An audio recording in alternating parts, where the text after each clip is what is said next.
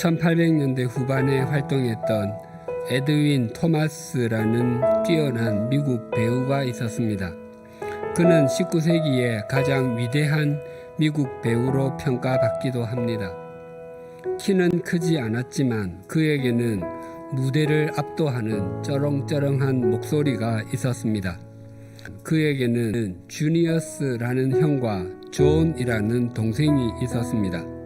1863년 세 형제는 그들의 재능을 모아서 줄리어스 시저를 공연했습니다.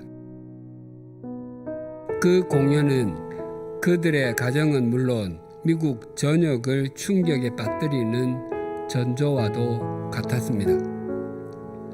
존은 포드 극장의 관람석 뒤쪽 칸막이가 쳐진 곳으로 숨어 들어가서 미국의 16대 대통령 에이브러함 링컨의 머리에 총을 쏘았습니다.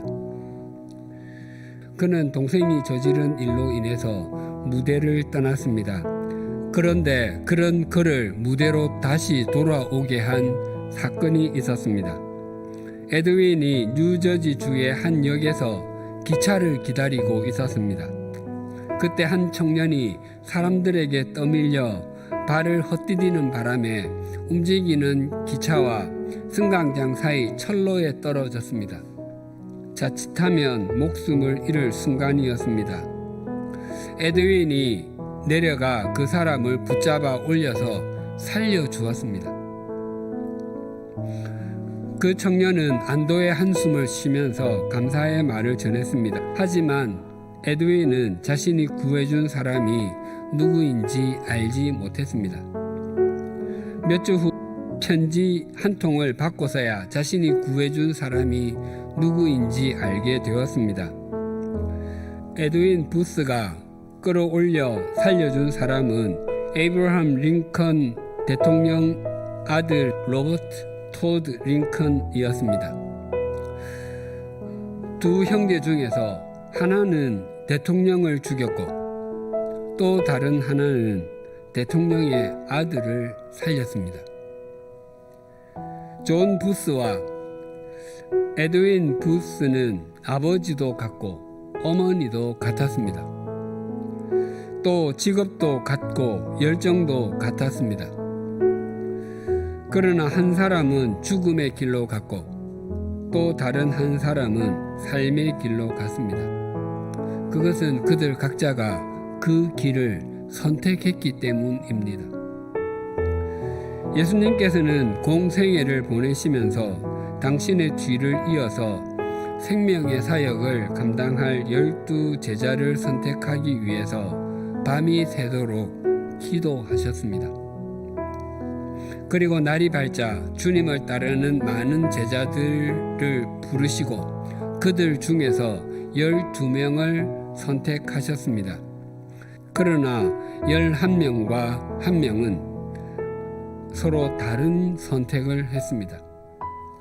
11명의 제자는 충성과 순교를 택하여 신실한 사도의 길을 걸었던 반면에 한 사람 가룟 유다는 배신과 자살을 택했습니다.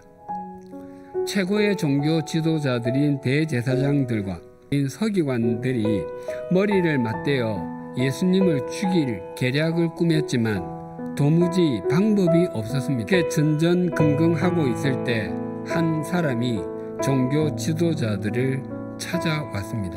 바로 예수님의 12 제자 중에 한 명인 가룟 유다가 찾아왔습니다. 예수님의 제자인 가룟 유다가 어떻게 그렇게 어처구니 없는 결정을 내릴 수 있었는지, 그에게 무슨 일이 일어났었는지를 3절이 이렇게 증가합니다. 12 중에 하나인 가룟신이라 부르는 유다에게 사탄이 들어가니, 사탄이 유다에게 들어갔다고 밝히는 것은 예수님의 죽으심이 단지 한 제자의 배신의 결과이거나 종교 지도자들의 모함에 의한 정치적인 죽음이 아니라 영적인 것임을 밝히는 것입니다. 유다는 예수님께서 행하시는 여러 가지 이적, 즉 병자를 고치는 것, 빵 5조각과 물고기 2마리로 5,000명을 먹이시는 것, 태풍을 잠잠하게 재우시는 것, 심지어 죽은 사람을 살리는 것도 보았습니다. 그러나 시간이 지날수록 예수님은 자기 생각과는 다른 모습을 보이셨습니다. 예수님께서 당신이 고난을 받고 죽어야 한다고 반복해서 말씀하셨습니다. 그런 예수님에 대한 실망감이 유다를 사로잡았을 것입니다. 그 실망감은 분노로 바뀌었고 그 분노는 복수심으로 변해갔습니다. 그러한 그의 마음을 사탄이 교묘하게 조종했던 것입니다. 그것은 영적인 싸움이었습니다.